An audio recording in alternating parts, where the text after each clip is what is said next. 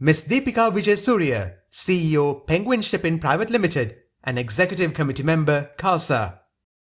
Venerable members of the Mahasangha, ladies and gentlemen, fellow professionals, our chief guest, Honorable Member of Parliament and Leader of the Opposition, Mr. Sajith Premadasa, and Honorable Members of Parliament. Welcome. I thank the National Council of Professionals for inviting me to speak at this distinguished forum, along with the other respected speakers. I must say, this is the first time I'm addressing such a forum, and that I have been heartened by hearing what the other speakers had to say tonight. Considering the situation that we are in at this time, it brings great hope to people.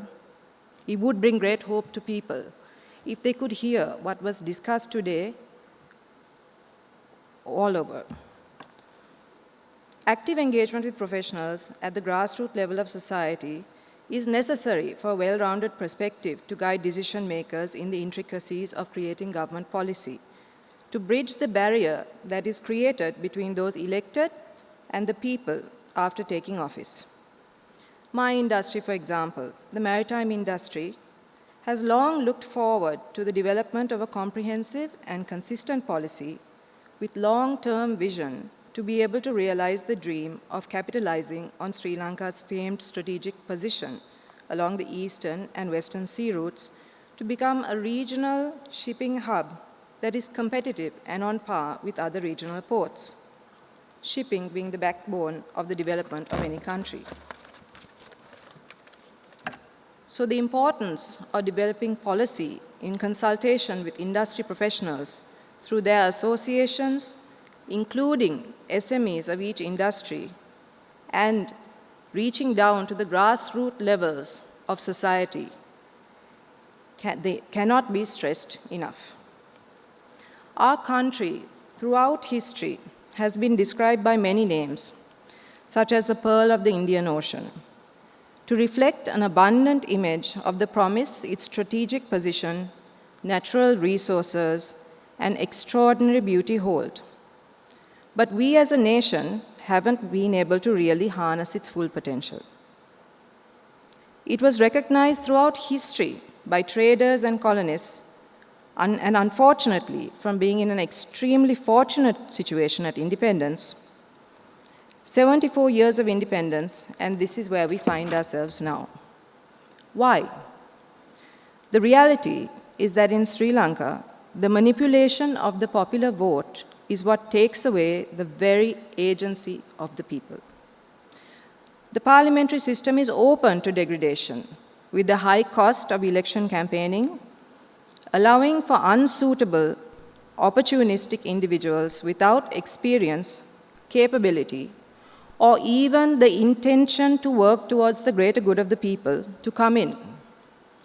By projecting a charismatic image and manipulating the majority with sensationalist rhetoric, promises of handouts, false hope to the voter. Facilitating and perpetuating a culture of expecting handouts, which is detrimental to the development and growth of the country. It is for this reason that the present system left little room for real leaders to emerge, except those willing to work against the odds in a system that is set up against them, at the risk of their honor and integrity. This caused the politicization of the bureaucracy, eroding the quality and productivity of the bureaucratic system and proper governance. We are stuck between a rock and a hard place.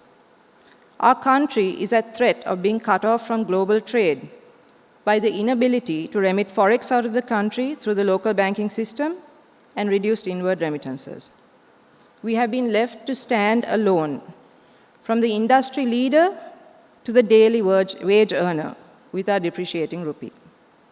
The impacts are so tangible that it has become the great unifier, as we are all affected by it, regardless of race, religion, language, ethnicity, education, ownership of wealth, or gender.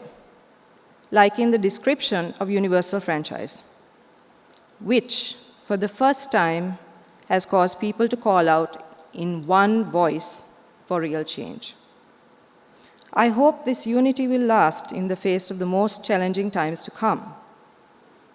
This unprecedented situation has threatened the security of the nation greater than even the pandemic, in every way, from our energy security, health security, food security, to our national security. The basic infrastructure of the country is not able to operate, leaving the credibility of an entire nation internationally in the hands of the sitting parliamentarians. The opportunity to educate the majority about the importance of substance in the criteria for leadership has arrived. Why we are here today in the current context is being widely discussed in Sri Lanka and the world over. And the emergence of Generation Z in Sri Lanka and experienced professionals participating in the discussion has contributed greatly to the depth of the discussion, with clearer articulation of the issues through social media, creating the marked change of engaging with substance, which must continue. Providing a real opportunity to educate voters to combat the usual status quo when it comes to the manipulation of the popular vote, the Achilles heel of democracy. It is heartening to see the public seeking more substance in the political debate. But fierce debate is not enough. We are running out of time.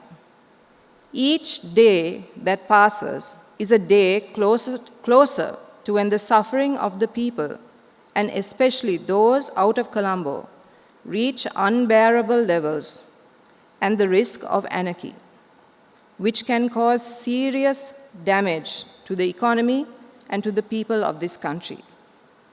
It cannot be allowed to come to that. Leadership in Sri Lanka was a topic viewed without optimism for a long time, because the basis for the image of leadership was compromised for a long time. Now that things have come to a head, it has brought everyone to a place where the meaning of the word sustainability is finally being contemplated, having come to feel what is not sustainable. Leadership in a time of crisis is very different to leadership at any other time. What is required is even greater. What is required is that the sitting parliamentarians put aside party politics and establish a real intention to serve the nation by making way for leaders who have a clear plan, with long-term vision and the capacity to navigate carefully through this crisis, with the understanding that the opportunity to find the solutions is time-consuming and time-bound. With the understanding that if those in office cannot, they have to be removed to make way for those more capable, as done in the private sector. The establishment of a credible, sustainable, consistent, far-thinking national policies is key to stabilize the situation, to bring security to Sri Lanka, and for donors, lending agencies, and investors to feel secure to invest in Sri Lanka. Parliamentarians have to understand they are accountable to the nation for all their decisions and feel the weight of the responsibility they bear by taking office, and that a culture of excess will draw only disgust and mistrust in the people. It is not admirable. A real leader has to have the courage and the acumen to carefully navigate this unprecedented crisis with the guidance of experts, having the vision to guide Sri Lanka onto a sustainable path, growth path, which will require the acceptance of some very hard truths by the people. This is where communication comes in and is very important.